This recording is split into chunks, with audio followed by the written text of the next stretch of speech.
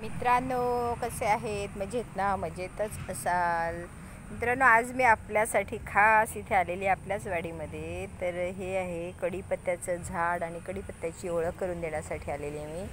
तर मित्रांनो, हे झाड बघा, हे 1 वर्ष झालेलं आहे, पण जवळजवळ माझ्या उंचीपेक्षा म्हणजे 5 फूटच्यापेक्षा जास्त, 5 फूट आणि अजून म्हणजे 6 फूट एवढं झाड झालेले आहे. एका वर्षामध्ये एवढं झाड उंच झालेलं आहे. आणि या झाडाला फक्त पाणी आपण देतो, पाण्यावरच हे एवढं झाड झालेलं आहे. हे हाईट एवढी त्याची वाढलेली आहे. बघा हे पानं कशी त्याचे, खूप छान सुंदर. आपण कढीपत्ता कशासाठी वापरतो, तर आपण फोडणी देतो वरणाला वगैरे, आणि चिवडा बनवतो, त्याच्यामध्ये ही पानं आपण टाकत असतो त्याच्यामध्ये. अजून केसांना पण आपण याचा रस काढून लावत असतो, त्याच्यामुळे केसाची पण ग्रोथ चांगली होते. हे बघा, ही पानं ओळखण्याची एक तुम्हाला दाखवते. ही अशी पानं असतात त्याची, ही एकदम कवळी पानं आहेत आणि ही थोडीशी जून झालेली आहे ती. आणि याच्यामध्ये खूप सारे विटॅमिन्स असतात आणि ते आपल्याला शरीराला खूप उपयोगी असतात. आपण सणासुदीला काही चांगले पदार्थ बनवत असतो, त्याच्यामध्ये हा कढीपत्ता आपण वापरत असतो. चांगल्या चिकनमध्ये वगैरे आपण हे कढीपत्त्याची पानं आपण उपयोगात आणत असतो.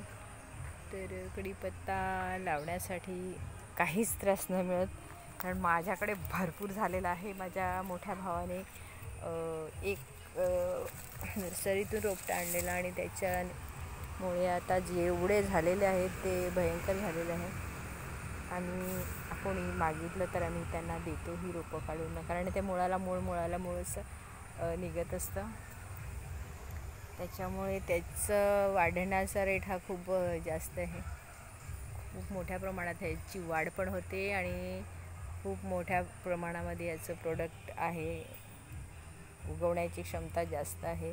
रोपं याची खूप तयार होत असतात. एका वर्षामध्ये हे झाड मोठं होते आणि त्याच वर्षामध्ये खाली मुळं काढत असतात. तुम्हाला मी आता एखादं झाड दाखवेल त्याचं. हे इथे त्याचंच छोटंसं एक हे झाड रोपटं झालेलं आहे. तर अशा प्रकारे ही रोपं त्याची खाली भरपूर निघत असतात आणि ती आपल्याला चिवडा बनवण्यासाठी किंवा छान पदार्थ बनवण्यासाठी आपण उपयोगात आणतो. केसांसाठी, केसवृद्धीसाठी याचा पाला उपयोगात आणतो आपण. तर लागवड करायची छानपैकी आणि आनंद घ्या, त्याचा उपयोग घ्या. शरीरालाही आपल्याला हे ओमेगा 3 वगैरे असं विटॅमिन्स आपल्याला याच्यातून मिळत असतं. चेहऱ्याला पण लावतात ह्याचा ज्यूस करून ना.